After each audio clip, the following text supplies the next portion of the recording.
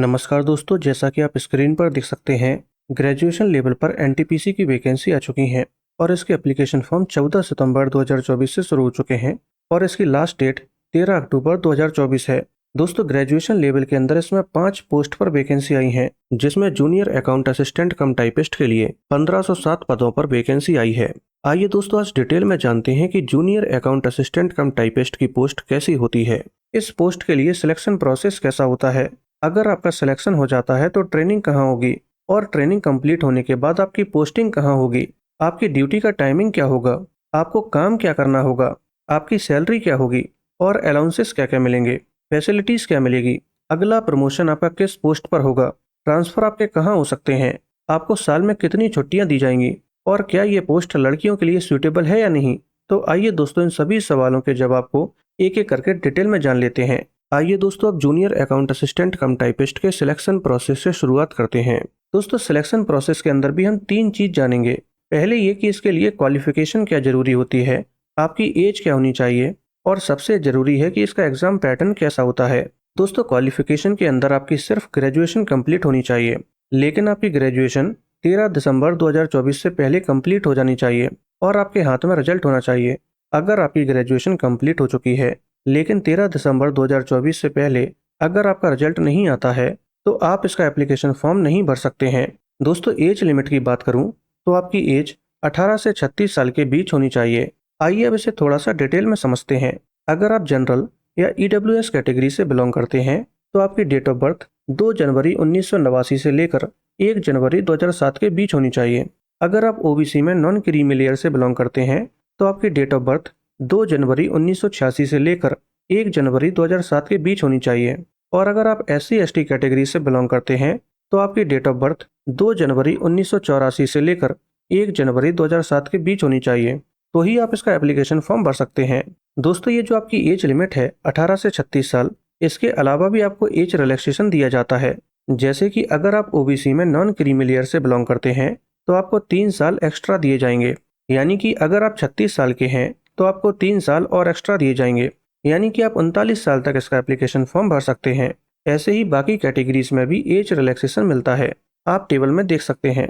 दोस्तों, वैसे तो आपकी एज लिमिट 18 से 33 साल के बीच होती है, जैसे आप टेबल में देख सकते हैं, लेकिन कोविड-19 की वजह से इस बार आपको 3 साल एक्स्ट्रा दिए जा रहे हैं, तो इसलिए आपकी मैक्सिमम एज लिमिट 36 साल है। और इसके अलावा अगर आप ओबीसी, SC ST या बाकी किसी कैटेगरी से बिलोंग करते हैं तो आपको एज में रिलैक्सेशन भी दिया जाता है, जिसे मैंने आपको ऑलरेडी बता दिया है। दोस्तों, आइए अब इसका एग्जाम पैटर्न और समझ लेते हैं।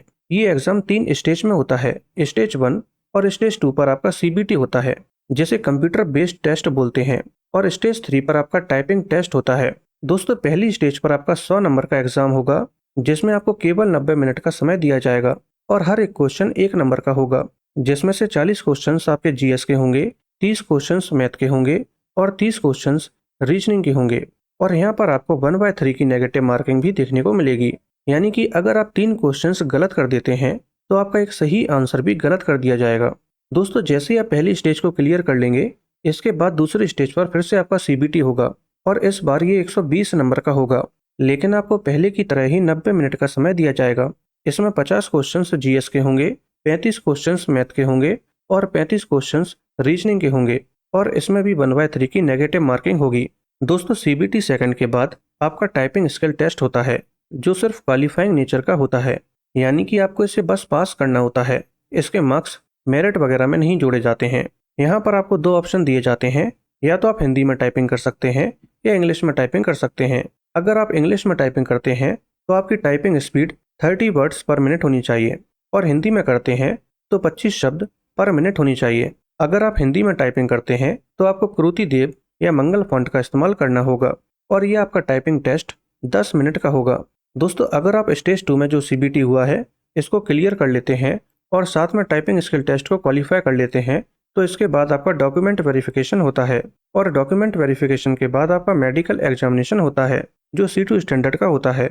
जिस दिन आपका डॉक्यूमेंट वेरिफिकेशन होगा उसके अगले दिन आपको एक मेडिकल स्लिप दी जाएगी, जो 24 रुपए की होती है, और इसके बाद आपको रेलवे हॉस्पिटल में भेज दिया जाएगा।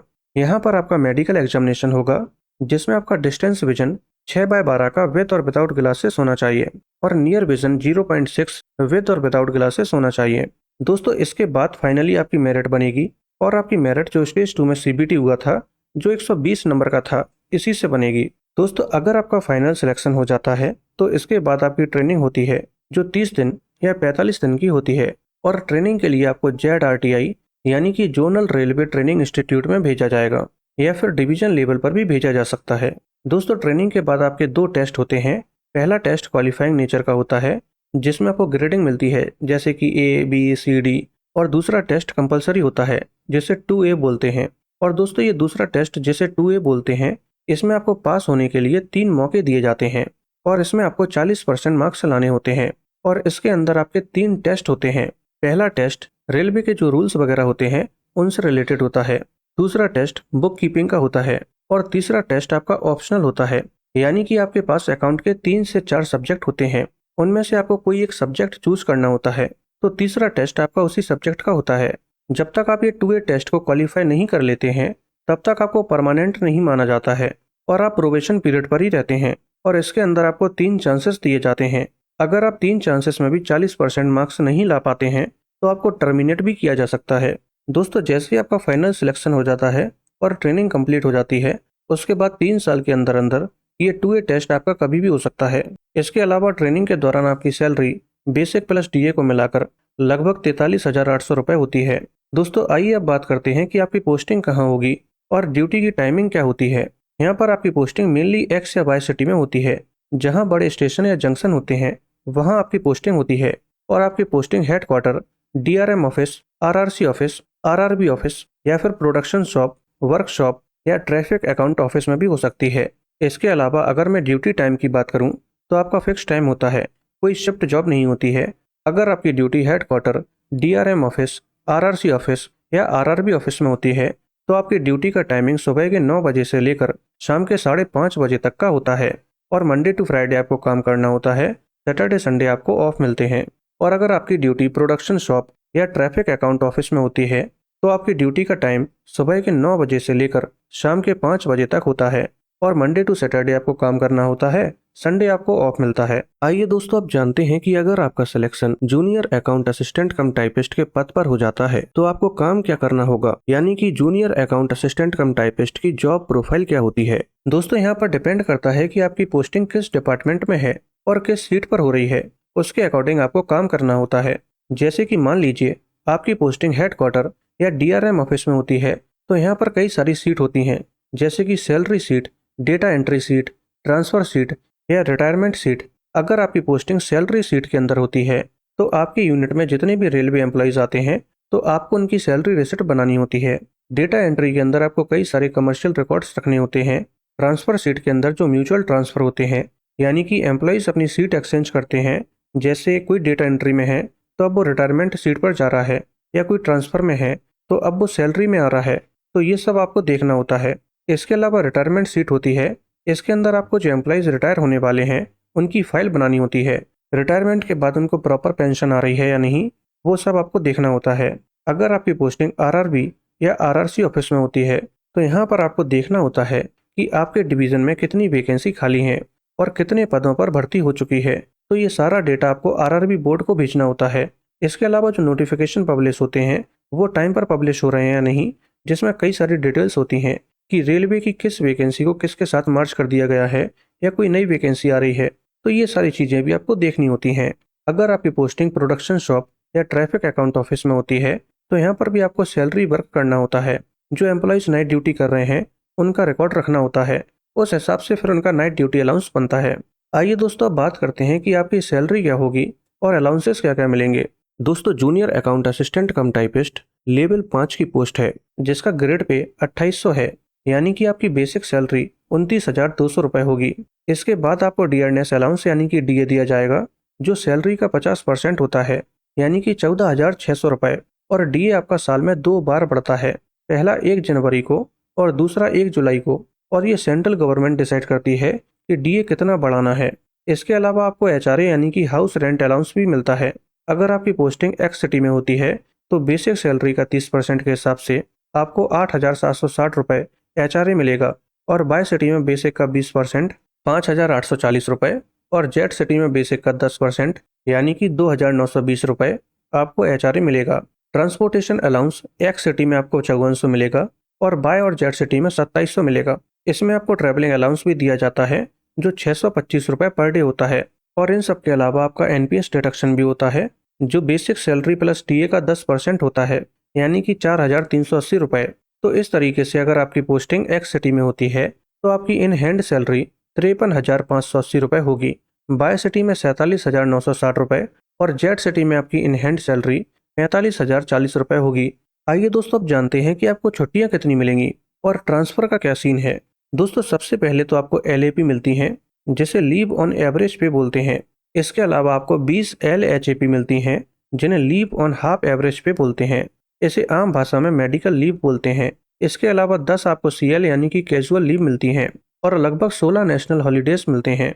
दोस्तों इसके अलावा ट्रांसफर की बात करें तो आपके 3 से 4 साल में ट्रांसफर होते रहते हैं जिन्हें रेलवे एडमिनिस्ट्रेशन करता है।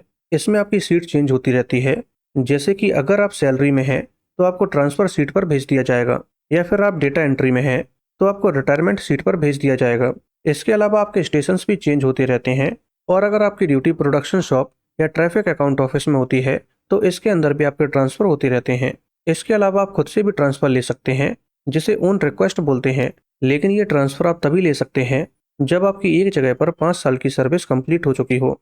इसके अलावा म्यूचुअल ट्रांसफर होते हैं और आपके ट्रांसफर स्पाउस ग्राउंड पर भी होते हैं, जैसे कि आपकी वाइफ या हस्बैंड रेलवे में है, स्टेट गवर्नमेंट में है या PSUs वगैरह में है तो आपका ट्रांसफर आसानी से हो जाता है। आइए दोस्तों अब बात करते हैं कि अगर आपका सिलेक्शन हो जाता है तो आपको फैसिलिटीज क्या दी जाएंगी। दोस्तों सबसे पहले तो आपको एक रेलवे क्वार्टर दिया जाएगा जो टाइप 3 का होगा और ये अच्छा खासा बड़ा रहता है। इसके अलावा आपको और आपके डिपेंडेंट फैमिली मेंबर को रेलवे हॉस्पिटल की सुविधा दी जाएगी। इसके अलावा आपको रेलवे ग्राउंड की सुविधा भी दी जाएगी, वहां पर आप टहल सकते हैं, एक्सरसाइज वगैरह कर सकते हैं। इसके अलावा आपको चाइल्ड एजुकेशनल अलाउंस भी दिया जाता है जो 33,750 रुपये पर चाइल्ड होता है और ये मैक्सिमम 2 चाइल्ड तक ही मिलता है और ये LKG से 12th तक मिलता है। इसके अलावा आपको एक 3rd AC का रेलवे पास दिया जाएगा जो 5 साल तक एक सेट पर ईयर होता है और जब आपकी 5 साल की सर्विस कंप्लीट हो जाती है तो ये 3 सेट पर ईयर हो जाता है। दोस्तों सेट का मतलब है कि आप 2 बर्थ यूज कर सकते हैं, यानी कि एक सेट में आपके 2 पास होते हैं, या आप इसको ऐसे भी मान सकते हैं कि 2 सीट होती हैं। इसके अलावा एक PTO पास भी होता है, ये 3rd AC के लिए होता है और ये 4 सेट पर ईयर होते हैं, यानी कि यहाँ पर आप 8 सीट यूज कर सकते हैं। दोस्तों ये PTO पास के अंदर आपका 1/3 किराया लगता है। जैसे अगर 3rd AC का किराया 900 रुपये है तो आपको सिर्फ 300 रुपये देने हैं। इसके अलावा अगर आपके बच्चे हेडक्वार्टर से दूर कहीं दूसरी जगह पढ़ने जाते हैं तो रेलवे आपके बच्चों के स्कूल कॉलेज आने जाने के लिए भी पास प्रोवाइड करवाता है।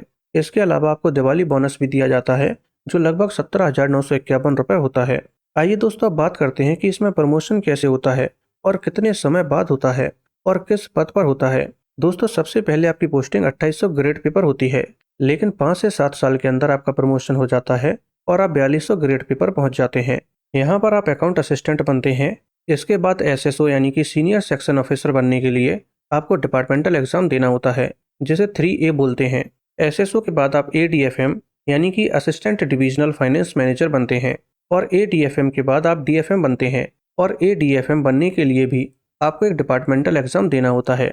इसके बाद DFM के लिए आपको कोई एग्जाम नहीं देना होता है, यहाँ पर आपका प्रमोशन हो जाता है और सबसे ऊपर पोस्ट होती है सीनियर DFM।